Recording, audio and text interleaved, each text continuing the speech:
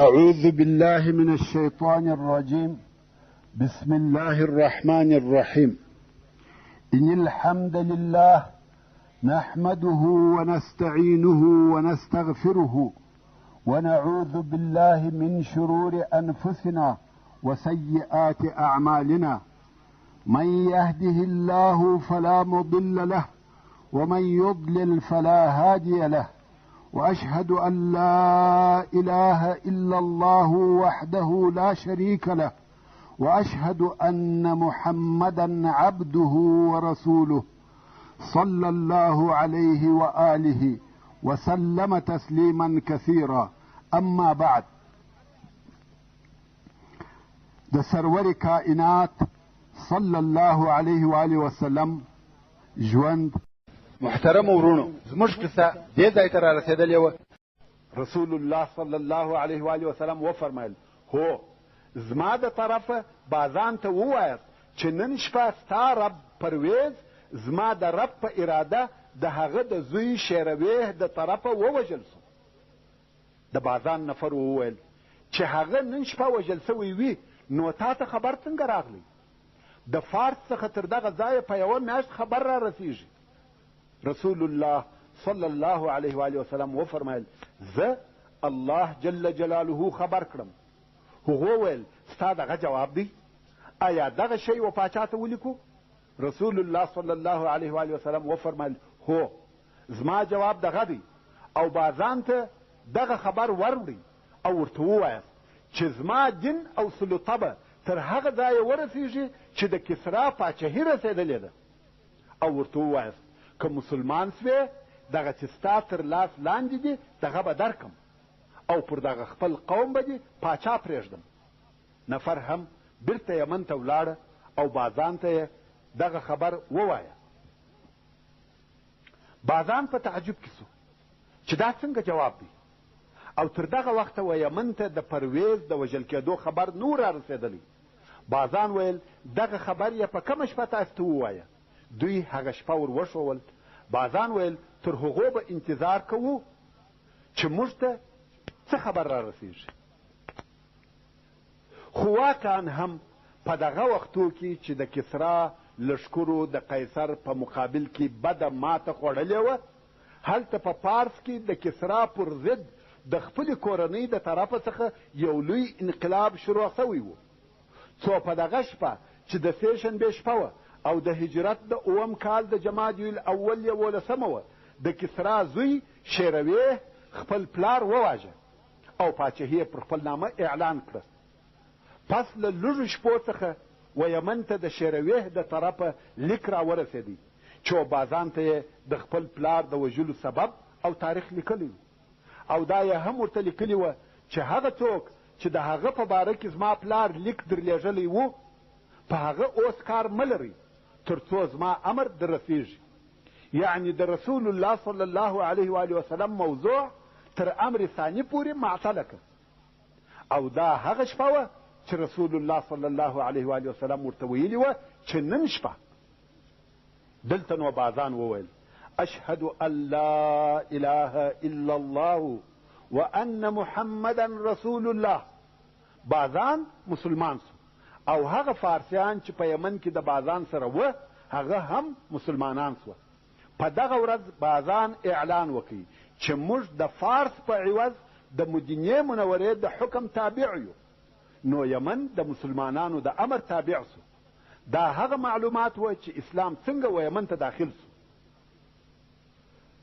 همدارنګه رسول الله صلی الله علیه و آله وسلم د علا ابن الحضرمي رضی الله تعالی عنه په لاس و منذر ابن ساویته چې د بحرین امیر او پاچا و لیک ور ولېږئ چې په هغه لیک یې و اسلام ته دعوتاوه. ورونو، هغه وخت بحرین یوازې دغه اوسنی بحرین نه و، بلکې موجوده بحرین او د احسا یا احسا ټوله منطقه پکښې داخله وه. دغه ټوله منطقې ته بحرین ویل کېده. دغه لیک هم د تاریخ په کتابو کې موجود دی. لفظ او عبارت یې هغه د کسرا د لیک سره یو شی دی. څرنګه چې منذر ابن ساوی عاقل او هوښیار سړی و، نو یې د علا ابن الحضرمي رضی الله تعالی عنه څخه د رسول الله صلی الله علیه و آله وسلم په باره کې ډېرې پوښتنې وکړې او الله هم پوره جوابونه ورته وویل. حتی د نجاشي په اسلام یې خبر کړي، د بازان د اسلام حال یې ورته ووایه او هغه نورې لوی لوی قبیلې چې اسلام ته داخلي سوي وې لکه خزاعه او داسې نورې، د هغو په اسلام یې خبر کړي او ویل اسلام په ټوله جزیرة العرب کې نشر سوی دی. دلته نو د منذر ابن ساوي وزړه ته اسلام داخل سو او د بحرین پاچا هم مسلمان سو. بیا یې خپل قوم هم و اسلام ته دعوت کړي، ځینې مسلمانان سوه او ځینو یې اسلام رد کړي. نو منذر رضی الله تعالی عنه و رسول الله صلی الله علیه و آله وسلم ته ولیکل: اما بعد یا رسول الله، ما ستا لیک د بحرین و اهل ته ووایه. ځینو یې اسلام خوښ کړي او پکښې داخل سوه او ځینو رد کړي. څرنګه چې زما په مځکه کې یهود او مجوس ستا، د هغو په باره کې ستا امر راته بیان که چې هغسې ورسره وکم.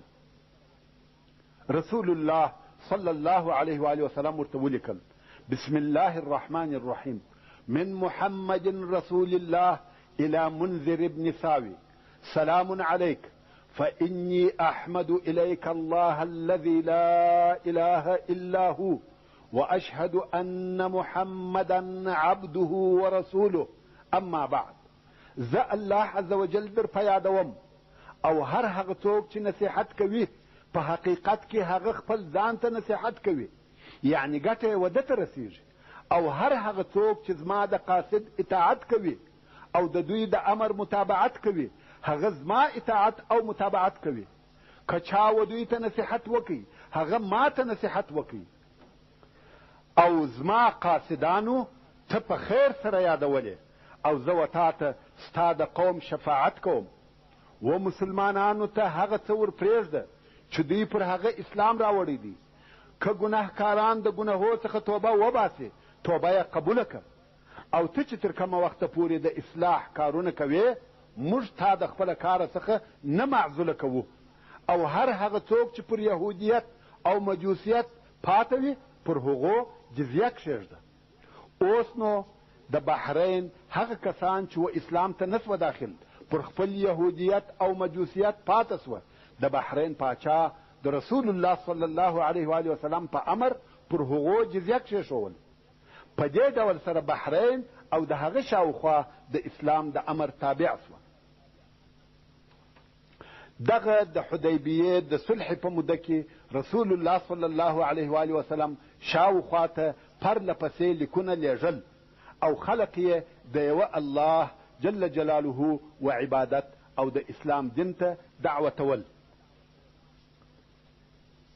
همدارنګه رسول الله صلی الله علیه و آله وسلم د مهاجر ابن امیه المخزومی رضی الله تعالی عنه په لاس د یمن پاچا و حارث الحمیری ته لیک ورولېږي چې دغه حارث د یمن د یو څه حصې پاچا و، ځکه یمن په هغه وخت کې هم پر دوې حصې ویشل سوی و چې یوه حصه یې د فارسیانو په لاس کې وه چې بازان یې امیر او پاچا و او بیا مسلمان سو، او یو څه حصه یې د دغه حارث تر امر لاندې وه.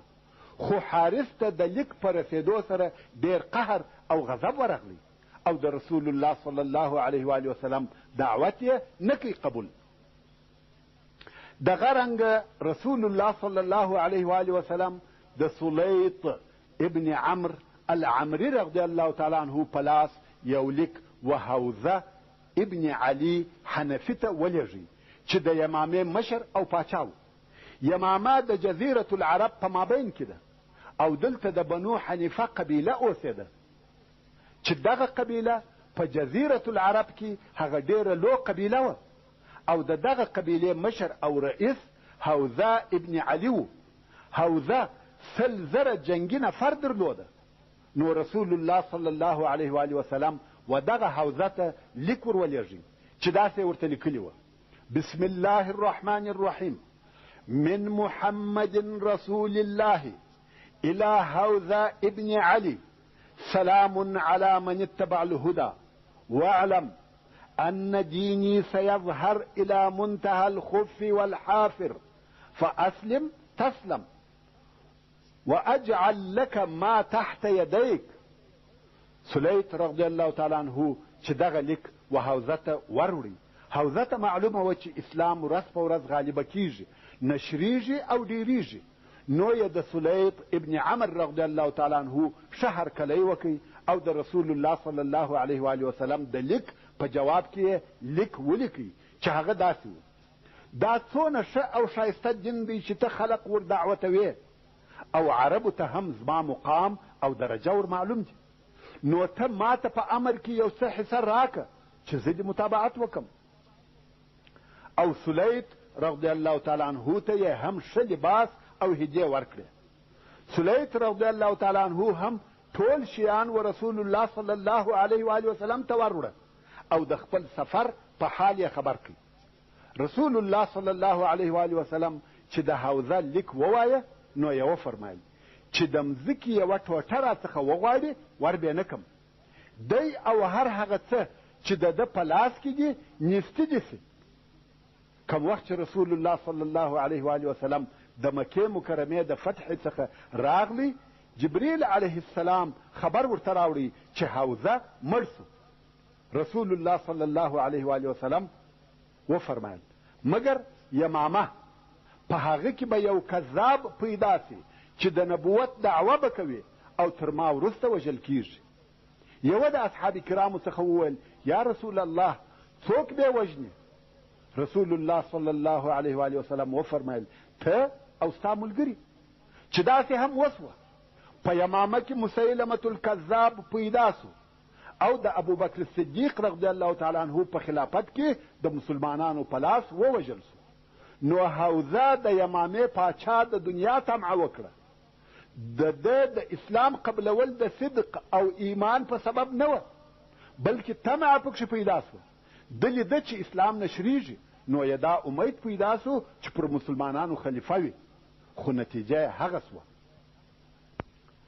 دغه رنګه رسول الله صلی الله علیه و آله وسلم د عمان و پاچا ته د عمرو بن العاص رضی الله تعالی عنه په لاس لیک ولېږي. د عمان دوه پاچاهان وه چې دواړه ورونه وه، یو جیفر او بل عبد نومېدی چې د جلندي زامن وه.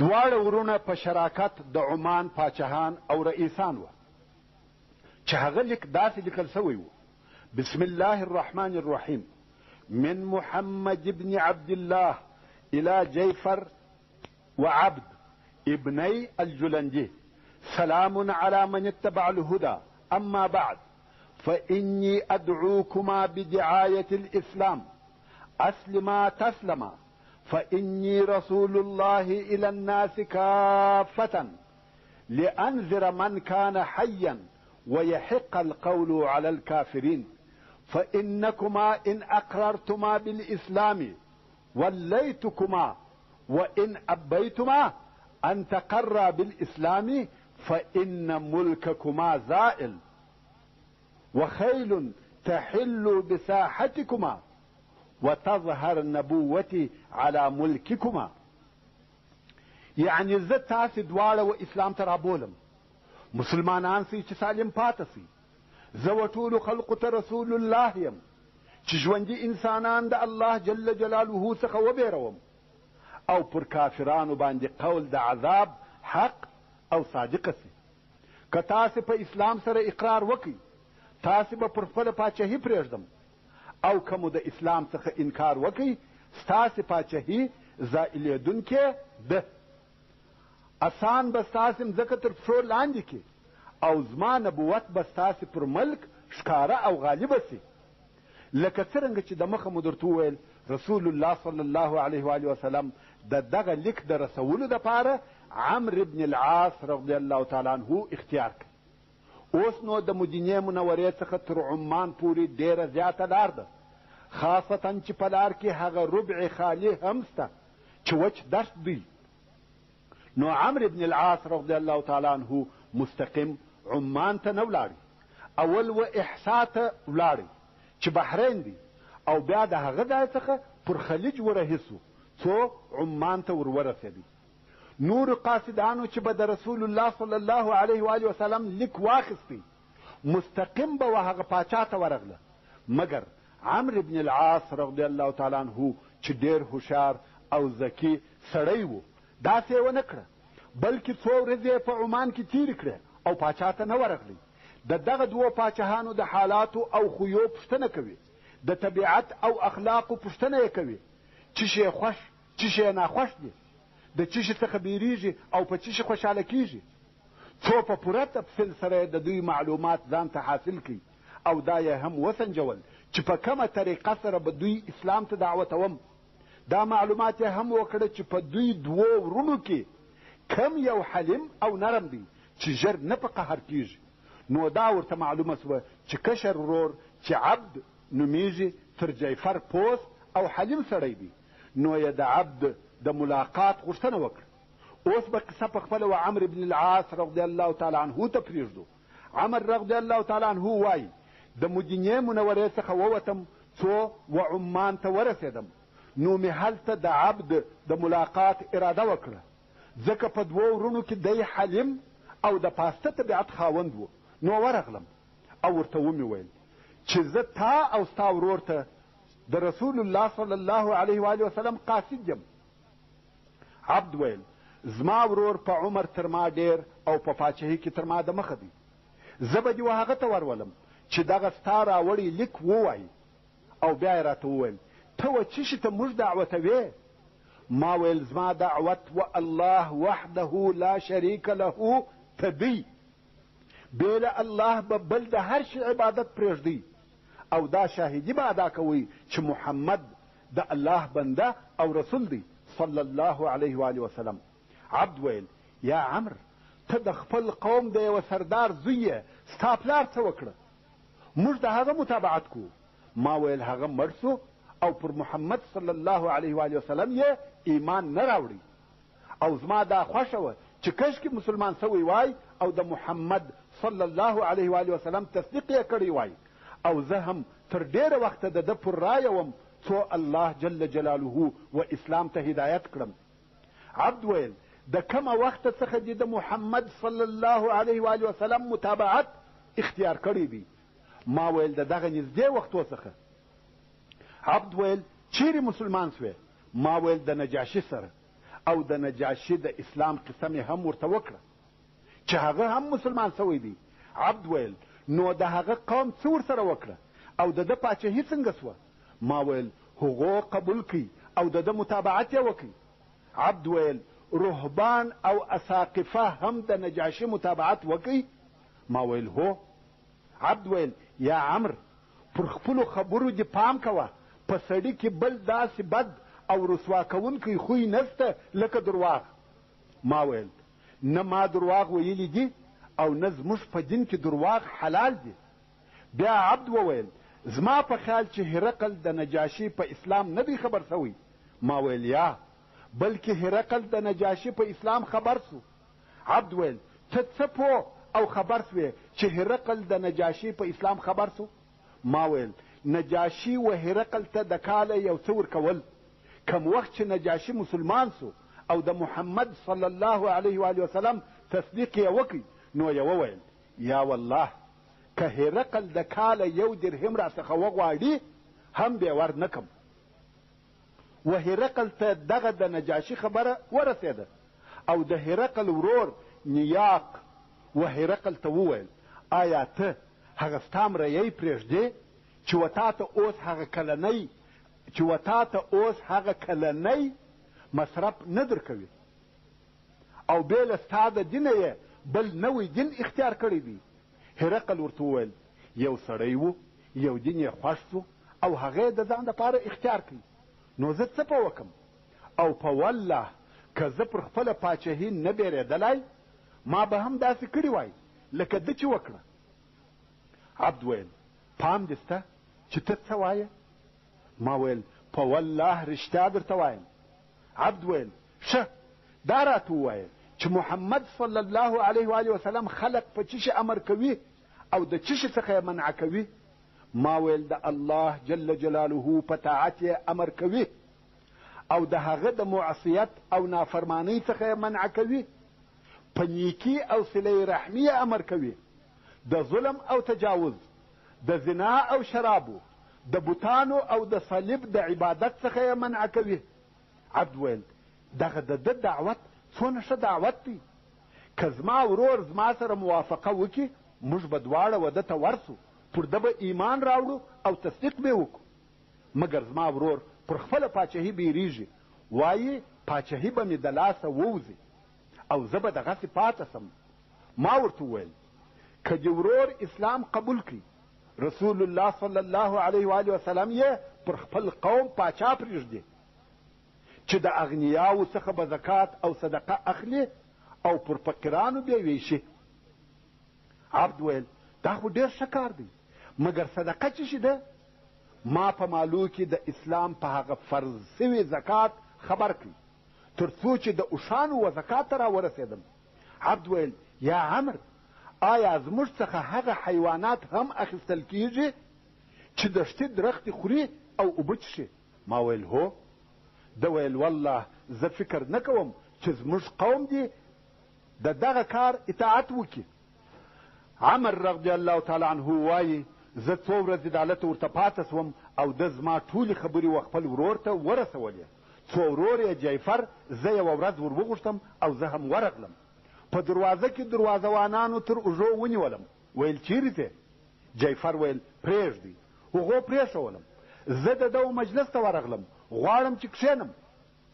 حاضر باشانو و ناستې ته نه پرېښولم. ما و جعفر ته وکتل. ده ویل خپل حاجت دې ووایه. ما هغه د رسول الله صلی الله علیه و آله وسلم مهر سوی لیک ورکړي. جعفر یې مهر خلاص کړي او لیک یې تر آخره ووایه. بیا یې لیک و خپل ورور عبد ته ورکړي. هغه هم لیک ووایه. مګر ما ولیده چې ورور یې تر ده نرم او پوست و. نو هغه پوښتنه راڅخه وکړه چې قریشو څه وکړه؟ ما ویل د محمد صلی الله علیه و آله وسلم متابعت یې وکړي، یا دا چې دغه دین یې خوښ و په خپله یې اختیار کوي، یا د تورې په زور تابع سوه. ده ویل د محمد صلی الله علیه و آله وسلم سره نور څوک ملګري دي؟ ما ویل هغه خلق چې اسلام یې خوښ سو او تر نورو ادیانو یې اختیار کوي. اسلام یې په خپلو عقلو سره وپېژندی سره د هدایته د الله جل جلاله چې دوی یې پوه کړه چې دوی په ضلالت او ګمراهي کې وه. یعنی الله جل جلاله دغه توفیق ورکړي چې حق او باطل یې وپېژندل. او ماته په دغه منطقه کې بې له تا څخه بل څوک نه دی را معلوم چې پر خپل دین دې پاته وي. او که ته نن ورځ مسلمان نه سې او د محمد صلی الله علیه و آله وسلم متابعت ونه کړې، ستا مځکه به د مسلمانانو د اسانو تر پښو لاندې سي او ستا کښتونه به ټول نیز او نابود سي. نو مسلمان سه چې سالم پاته سي او رسول الله صلی الله علیه و آله وسلم به دې پر خپل قوم امیر پرېږدي. ستا منطقې ته به نه انسانان او نه اسان راځي، یعنی لښکر به نه درته راځي. جعفر ویل نن ورځ مهلت راکه او سبا راسه. د ده څخه ولاړم او بیا د ده ورور عبد ته ورغلم. عبد راته وویل یا عمر، زه ګمان کوم چې ورور به مې مسلمان سي که پر پاچهي ونه بیرېدی. خیر دغه ورځ تېره سوه او سبا و جعفر ته ورغلم، خو دروازوانانو اجازه را نه کړه چې ورسم. بیرته یې ورور عبد ته ورغلم او ورته ومې ویل چې زه ستا ورور ته نه ور پرېښولم. عبد و جعفر ته وروستم. جعفر راته ویل ما په هغه شي کې فکر وکړي چې تا ورته دعوت کړم. ستا د دعوت معنا دا سوه چې زه تر ټولو عربو ضعیفه یم. که مې و دغه سړي ته چې مقصد یې رسول الله صلی الله علیه و آله وسلم و، که مې و دغه سړي ته ټول هغه شیان ورکړه چې زه مالک یم، نو د ده اسان دلته نه راځي. مګر هو دا دې هم در معلومه وي که د ده لښکر دلته راغلی داسې جنگ او مقابله به وویني چې د هغه نورو جنګو چې ده کړي دي په مثل به نه وي. ما ویل په هر صورت زه د دې ځای څخه سبا ځم. کم وخت چې زما د تلو یقین سو نو هغه عبد ورور یې د ده سره ګوښه سو او ورته ویل موږ باید د هغو کسانو څخه نسو چې د ده صلی الله علیه و آله وسلم مقابله کړې ده او هر چاته چې قاصد ورلېږلی دی هغو یې دعوت قبول کړی دی. کم وخت چې سهار سو ماته یې نفر راولېږي او دواړو ورونو اسلام قبول کړي او د رسول الله صلی الله علیه و آله وسلم تصدیق یې وکړي او ماته یې هلته د اسلامي احکامو په عملي کولو کې اختیار راکړي.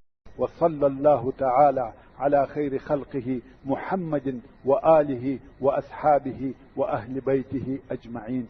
والسلام عليكم ورحمة الله وبركاته.